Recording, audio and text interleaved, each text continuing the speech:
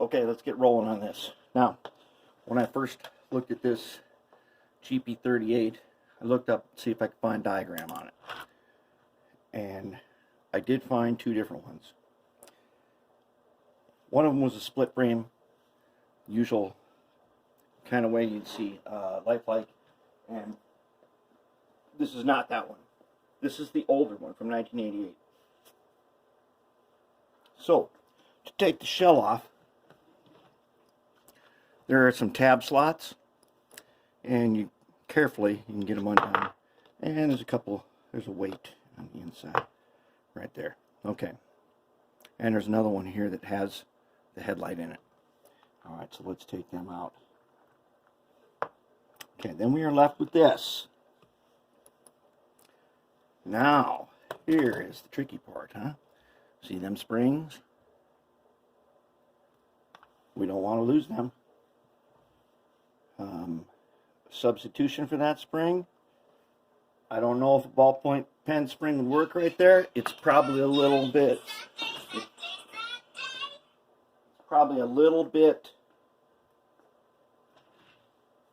smaller than that. So let's try not to lose them. Let's examine what we got here. So we got some wire routed for this light. Let's check it. I don't remember if the light worked or not. But let's try it. Let's see what it looks like. Shell off. Yeah, the light does work. And it's a little bit, jerks a little bit. Oh, and it stopped. Oh, wait. Let's get all the wheels on the track. Get the wheels on here. And see what we got. Okay, that light is very, whoops. Can you even see that? Let's try it again. Okay. The light does light up, barely. Oh. It's not very smooth running, especially at low speed. So, this being the 1988 version, should be a lot simpler than a modern one with that split frame in it. And it's got the rapido couplers, and those are spring-loaded. So what do we want to do here? Well, we want to get the trucks off. And we want to... Oh, okay, I see some tape here. We want the trucks off because they need to be cleaned. They got to go in the ultrasonic. So these covers are taped on here. Well, let's go ahead and take them off, huh? Let's cut this tape. Ooh, we don't have to cut that tape. It's got oil all over it. This may not even be... Yeah, it's tape all right. Let's see what we got inside here. Oh, yeah. That don't look good. You can see this. What we've got here is almost certainly Teflon grease that has turned to crap. I see two thrust washers. That Teflon grease has definitely turned to crap. So let's... Yep. So there's two pieces of Scotch tape that hold this on here. Ooh. Yeah, there's like glue residue all over. We need to get rid of that. Take this one off. Alright, so there's two parts. Now, this is the point where I say, let's take some pictures, right? Take some pictures.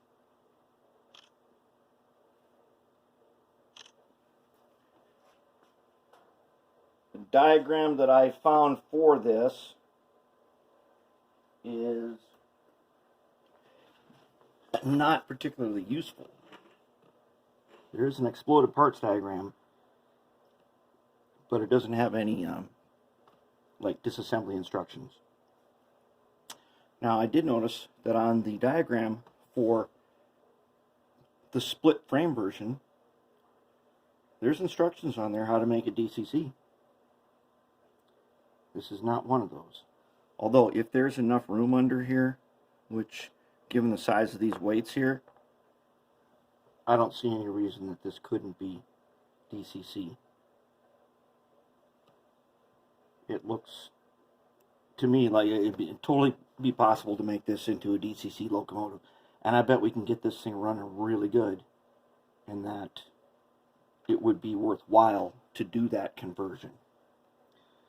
So, I'm going to go ahead and take a guess that I just pulled this up.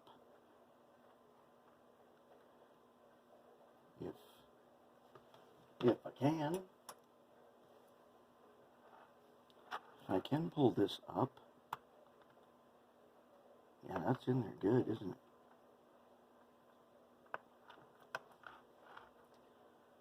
Let's start collecting our parts. So I'm going to guess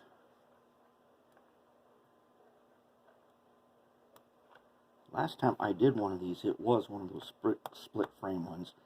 And I will say, they're my least favorite things to rebuild. Even an HO scale. Okay, so, that's interesting.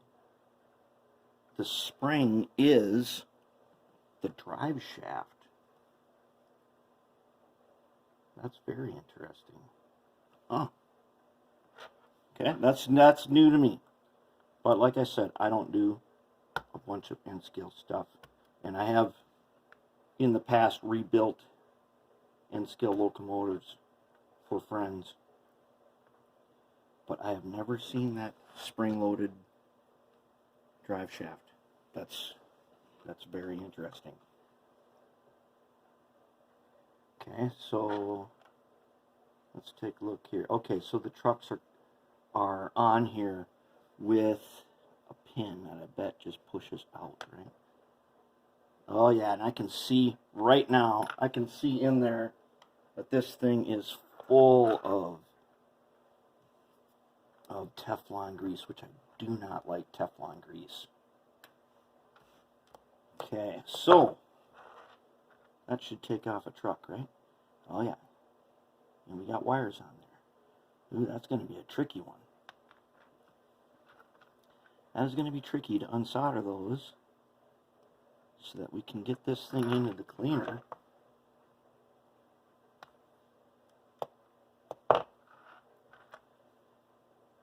We want to definitely clean that, improve that contact. So now, this being the front and pointing to the right, the red wire is the red wire, which means it is the track closest to me. The green wire is the black wire, track farthest away. So let's take a look at what we got here. It looks like red goes to the bottom of the locomotive, which is opposite of the way I usually like to wire things. I like the red wire to be the top wire and the black wire to be the bottom wire, but we're just going to live with it. Now,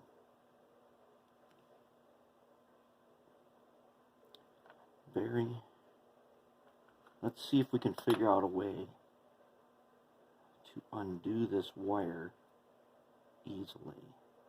What we need to figure out a way is undo the wire so that we can put it back on without melting a bunch of stuff.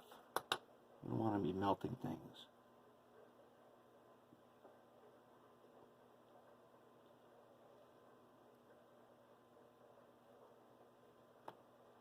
We might just have to figure that out later. Let's go ahead and take our soldering pencil here and remove a couple. Let's remove the red. Just like, oh, don't tell me it's got a hook. It's a hook solder. Not a big fan of hook soldering. That's where the contact point's got a hole in it, You wrap the wire through it. Oh, and I touched the fuel tank. Yeah, that's one reason I don't like to do end scale so much, is because it's small. Alright, there's the red off of that one. See if we can get the green off of it without touching anything else. We're going to put some tension on it. Alright, truck out. Let's go to this guy.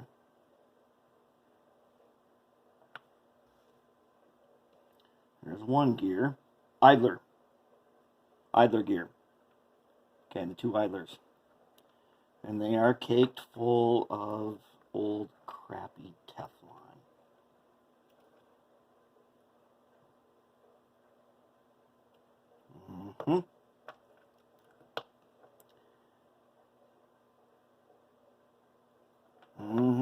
Truck's out. So now the question is, how much farther do we break this down? Well, there's no question these worm gears got to go into the cleaner. Oh, this whole frame should go in there. Wow, this thing is caked full of that grease that I do not like. So let's just take a look here. I don't want to just force these springs off without making sure they're not hooked on somehow.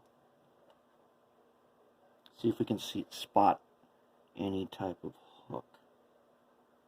Because if there isn't, if it is just a friction fit,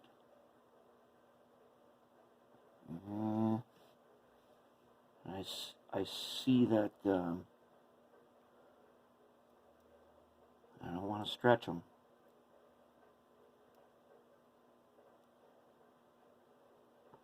I can certainly pry the joints off of them. That would be no problem. The question is, how would I get them back on there if I did that? Maybe that won't be a problem. I'll be able to put them on. Yeah, that's how we're going to do it. We're going to take them off just like that. So what I did was I just pried the joints off of the motor shaft, and that left us with this. Let's now go ahead. Let's do a picture of this.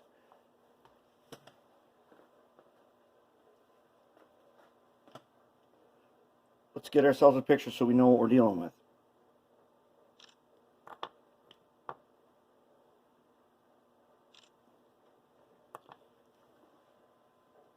Okay. We got a picture. So, what we got here. Alright, so we've got basically a copper clip on the top here, which has the green wire from both sides soldered to it, along with one side of the light bulb. And we got a little twist in the wire here to gather it up. Okay. Might as well just do it. Let's just take the wire out. Take that wire out. Take that wire out. Alright, now, see if we can figure out how to the motor release. I have an idea that we need to take this screw out of the bottom to get the motor release.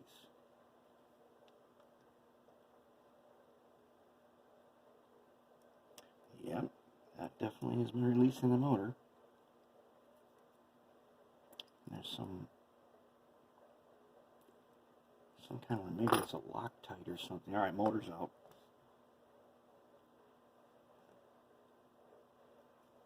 Screws out. This motor weight. Good. Oh, there's what we like to see. Now we got a frame. This frame is going in the cleaner. It is greasy. It has got a bunch of hardened Teflon in it. Needs to be cleaned up. The motor itself This has got it's got a lot of wire on it. So, what I'm going to do with the motor is I'm going to mark with my pen here. I'm going to mark a T. That's the top, bottom.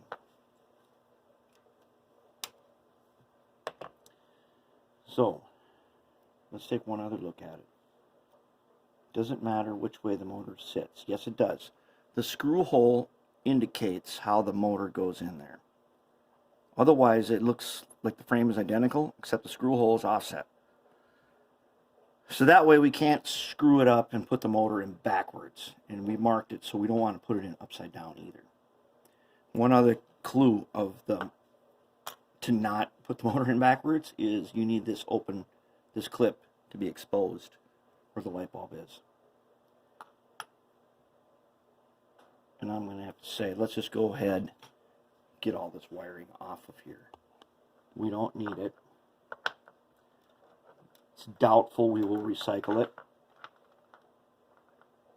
Let's see if we can just, maybe.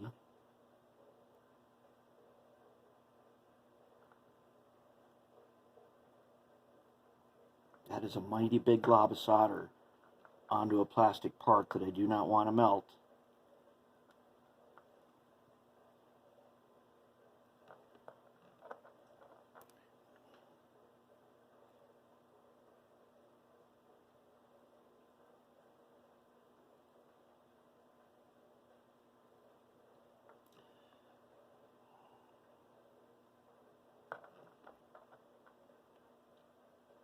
Let's get some tension on it.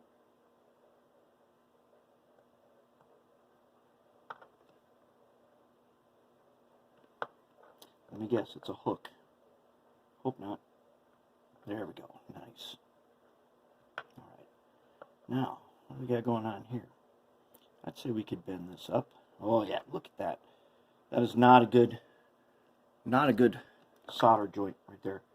It looks actually not good at all. Okay, motor's done.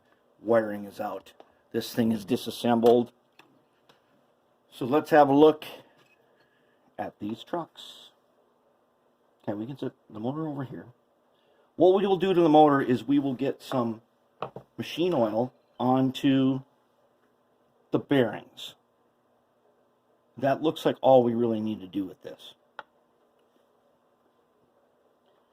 Since it's basically got a sealed brushes, not a lot.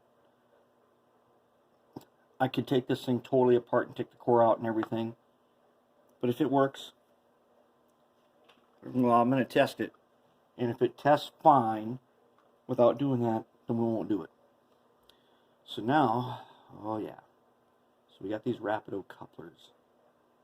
I'm just going to go ahead. I don't want to lose this spring. Alright, let's go ahead and take the side frames off. So they are attached on the ends here with some clips. One of these is supposed to come off first. Let's see if we can figure out which one.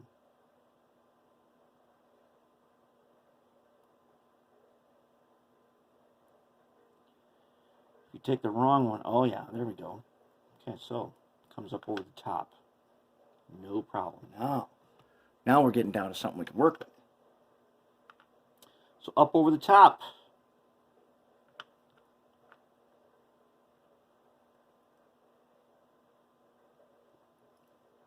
Nice and easy. Okay, up over the top. There we go. Now we have got our trucks. And they look like they are a split job.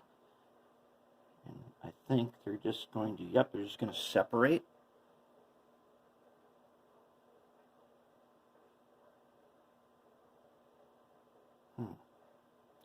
Curious. So they're going to separate.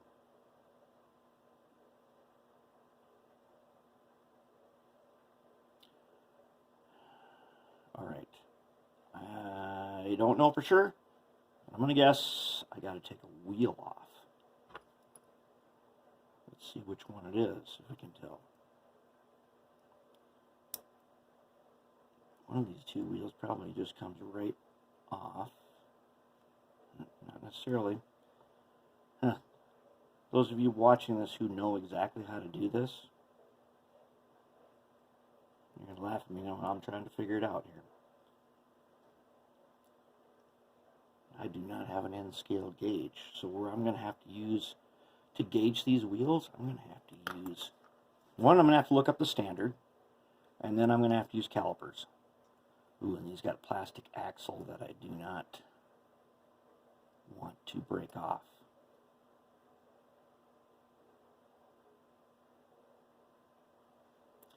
Let's give it, oh yeah, we can turn this one. So, I'm guessing the one you can turn can be pried off. Let's see if we can do this. I don't want to break it. If I can turn it, maybe I can just screw it off.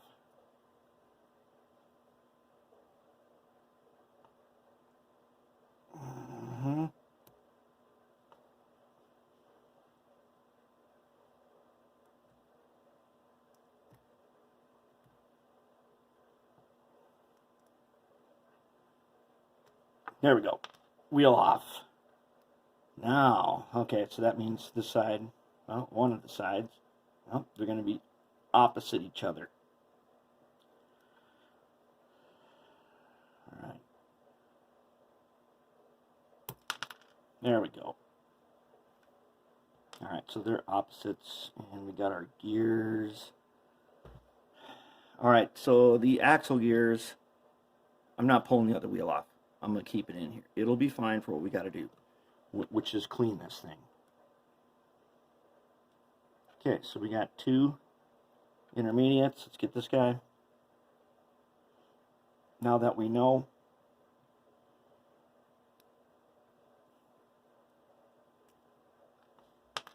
another wheel. Let's try this one.